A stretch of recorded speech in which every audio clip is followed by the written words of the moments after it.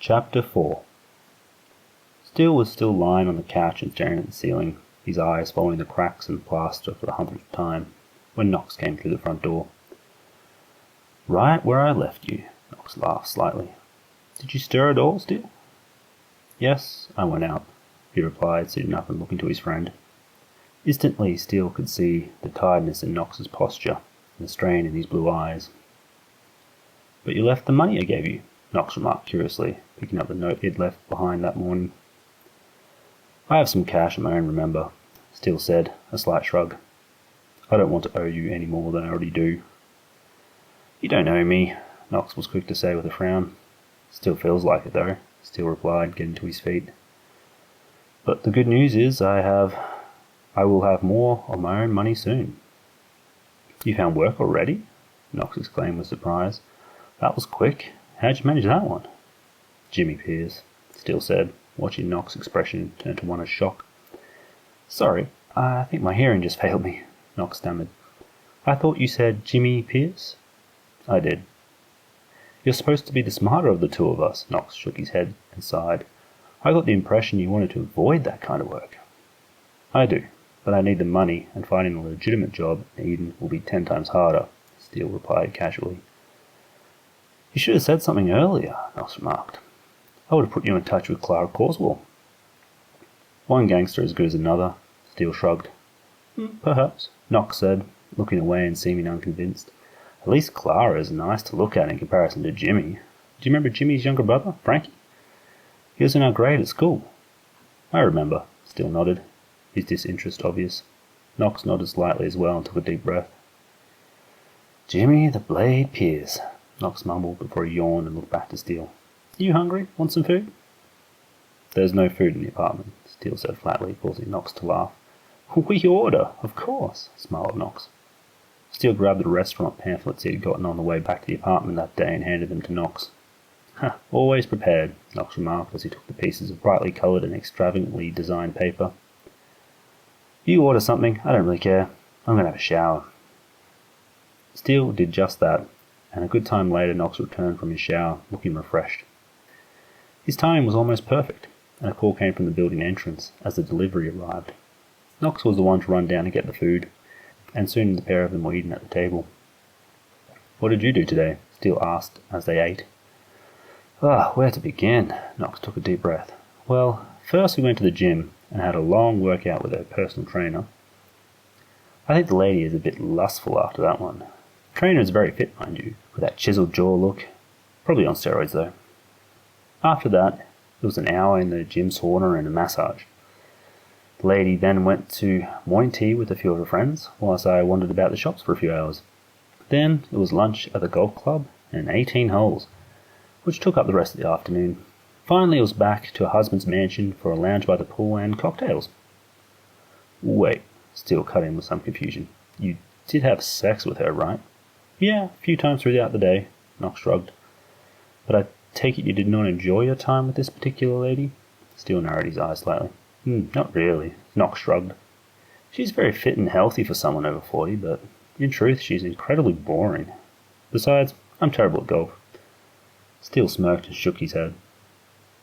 "Who are you supposed to be then?" Steele asked. "I take it she doesn't introduce you as the guy she's having an affair with." "I'm her nephew from out of town, staying for holidays," Knox answered. "But most of her friends and people she sees regularly suspect the truth. I actually think that's the reason why her personal trainer doesn't like me." "Probably because he's jealous," Steele said simply. "Maybe," Knox nodded slightly. "I would not be all surprised if he has trouble talking to women in nightclubs, despite having six-pack abs." Finishing their meal, Knox took the rubbish and tossed it down the bin chute on their floor, not bothering to put it in the bag first. "I'm curious, Steele," Knox said as he returned. "How'd you end up with Jimmy, anyway?" Steele recounted the events of the day for his friend, and Knox ended up laughing in disbelief. "You really do have bad luck sometimes, Steele," Knox chuckled. "What's this deal Jimmy was talking about?" "Don't know," Steele replied honestly. "He just said that he would contact me in a few days." Knox fell silent, a crease coming to his brow. "What?" Steele asked, grabbing his friend's attention. "Oh, nothing," Knox said, waving away the concern. "It's just, Clara and Jimmy have been vying for dominance of East Points for some time now. And from what I hear, Jimmy has found a way to undercut Clara's drug business. Rumour is that something big will be happening soon, but only important company members know the details. You think it might have something to do with Jimmy's deal? Maybe, Knox shrugged. Yeah, I like Clara more than Jimmy, so the idea of that jerk having dominance over East Point doesn't sound good to me. They're all the company, Steele said seriously. So long as they pay me, I don't really care who has dominance. Knox turned a serious eye towards Steele. For one who prides himself in knowing, you should really look into what areas of business Jimmy and Clara operate in before saying you don't care, Knox said simply, bringing a slight frown to Steele's face. You said, when I picked you up at the airport, any work is fine so long as it's nothing to do with porn, prostitution, or drugs. Those three areas are what Jimmy primarily does business in. Steele did not reply, regarding Knox closely. You know how he does it too, right? Knox continued. I know, Steele snapped irritably. I also know that Jimmy's main revenue comes from the night markets and tourism extortion, Knox. So maybe you should say what you're really thinking, instead of trying to coerce me into doing something. I'm not trying to coerce you, Knox replied swiftly.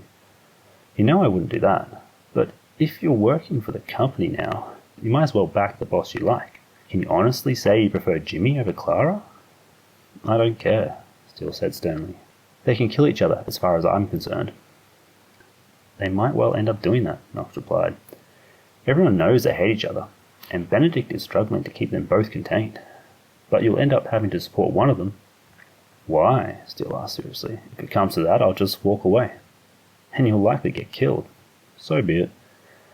That's quite the poor attitude, Steele, Knox frowned, and Steele clenched his teeth as he looked away.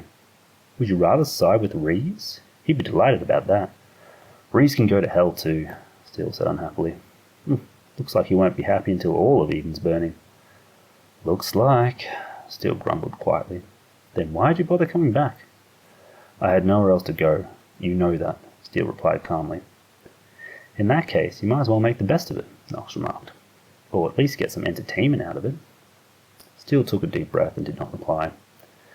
I'll tell you what, Knox said, sounding cheerful. I'll introduce you to Clara. That way you can see why I think she's better than Jimmy. You've already told me why, Steele replied. There are other reasons, Knox said coyly, grabbing his curiosity. You remember Farron, right? She was at a high school for about a year before she suddenly left.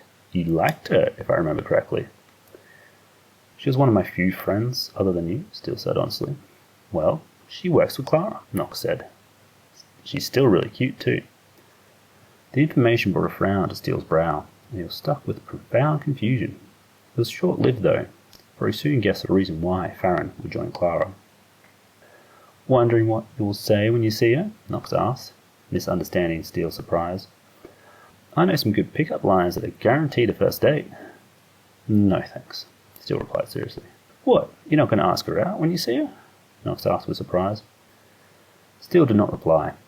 The phone Jimmy had given him grabbed his attention as it vibrated on the coffee table, indicating that it had received a message. What's it say? Knox asked curiously as Steele read the message. Just to meet Tuesday night, Steele shrugged, handing Knox the phone so he could read it for himself. Hey, nice phone, Knox remarked as he handed it back. Knox stood up then and stretched his back and shoulders as he yawned, checking his own phone and the half-dozen messages he had received. He laughed slightly and turned his phone screen towards Steele. This was the lady I was with today, Knox said, still chuckling. Steele's eyes widened in surprise as he looked at the picture message Knox had received from the woman. She was wearing a black lace nightie that revealed more than it covered, lying in a rather seductive position. The message that came with the picture was also highly suggestive and erotic. But Knox had been right. Despite being over 40, the woman was still very fit and attractive. I can see why the personal trainer was jealous, Steele said. Do they send you many pictures like that? Sometimes, Knox shrugged before he sighed heavily and his shoulders slumped. Great. A few rookies want to hit the clubs to learn pickup tonight, and I'm already feeling rather tired. What? Steele wondered. I teach maladjusted university students on how to talk to women, occasionally, Knox replied simply. They pay pretty well. Do you want to come out as well tonight? No, Steele replied simply, bringing a slight smile to Knox's face. Didn't think so, Knox smirked. Well, I best go and get ready. Really? Steele asked. a suspicious frown coming to his brow. "Like I said, they pay rather well," Knox answered over his shoulder as he headed for his room. Knox returned soon enough after having another shower and donning a clean suit, his white hair neatly brushed, and he headed for the door. The smell of cologne filled the air as he passed, causing Steele to rub his nose irritably. "Last chance to come out and check the nightlife of Eden," Knox said to him from the door. "I'll pass," Steele said flatly. "Don't wait up, then."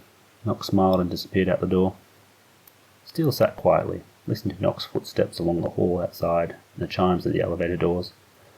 Slowly he stood up and grabbed the spare key from the bench top, exiting the apartment and taking the stairs to the bottom level, out onto the streets. He stopped at the entrance to the main street, lingering in the shadows as his eyes searched for Knox among the night-goers. He spotted his friend's white hair moving through the crowd, a ways ahead of him, heading towards the south and away from the main club district of East Point. Steele narrowed his eyes as he followed through the crowd to the first intersection, noticing one of Reeves' men also following Knox. At the first intersection, Knox continued his path southward, and Steele headed off in another direction. Glancing over his shoulder, he spotted another of Reeves' police officers in plain clothing, following him as well. Steele did not like to admit it, but things had gotten a bit out of hand suddenly, all because of Jimmy the Blade Pierce and his forceful request, though it could hardly be called such. The situation between Jimmy and Clara made things much worse as well, not to mention Reeves' persistent surveillance. After all that had happened so far, he half expected members of Sovereign to show up and press gang him into being an informant as well. He knew that would be unlikely though, even though he would have preferred that. If he was not careful, the situation could become a lot worse very quickly. There was also the issue with Farron. Her being involved had come as a surprise, especially considering the nature of her sudden departure from school. Steele had been one of the few that knew the reason for Farron leaving, even though she had never said anything to him. A slight smile came to his face as he remembered the times he had spent with Farron at school and growing up. She had been one of the few, other than Knox, who had taken the time to get to know him. He had also learned about Farron as well, so the fact that she was working with Clara was very out of character. All this made his situation rather tense, and if he did not work out something before Tuesday, it would get even worse. But he only just got back to Eden after being away for a decade. No one would be able to understand the game and the players having been absent for that amount of time. He could go to Reeves, of course, but he could already guess the result. He could also leave Eden again, that just seemed futile. What to do, he mumbled to himself, his eyes wandering to the lights of the cities and the dark sky overhead. In the inky blackness, a few of the brightest stars managed to shine their light through the bright city. Yellow and white glow veiled, like a curtain had been drawn over the entire island. He wondered when the last time he had actually seen the stars was, and if he had really ever seen the stars in all their wonder. How many people in Eden could claim they have seen the night sky in all its glory? Very few. Instead, all they saw was the imitation of the stars in the form of city lights in the night. A poor substitute for the real thing. It certainly seemed like it would be a poor substitute anyway. Steele had never looked in awe at the real night sky, so he was just like the rest. It was a fact that was all the more glaring given the current situation.